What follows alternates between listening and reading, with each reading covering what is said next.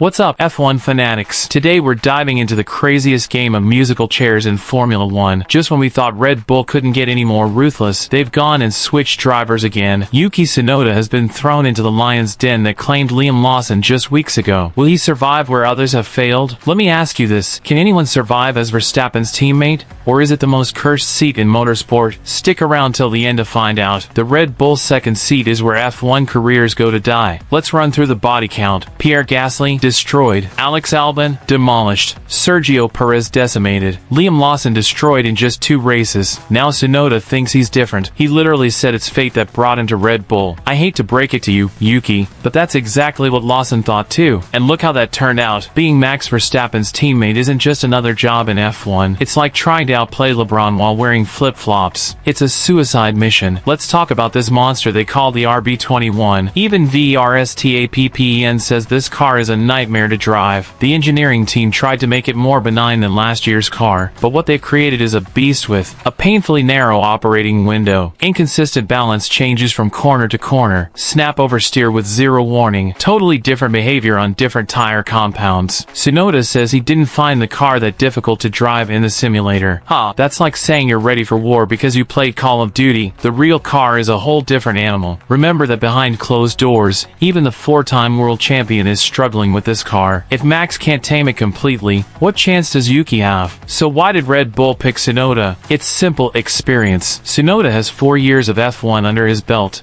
while Lawson was basically a rookie. Red Bull is desperate to fix their Constructors' Championship hopes, and they're betting that TSUNODA's experience will help debug this problematic car. But let's be real here, don't buy Christian Horner's BS about looking after Lawson's welfare. Red Bull doesn't coddle struggling drivers, they execute them. This team is as ruthless as they come, and here's where TSUNODA is already setting himself up for failure. The man straight up said he's aiming for a podium in his first race with Red Bull, at his home race in Japan, no less. Is he insane?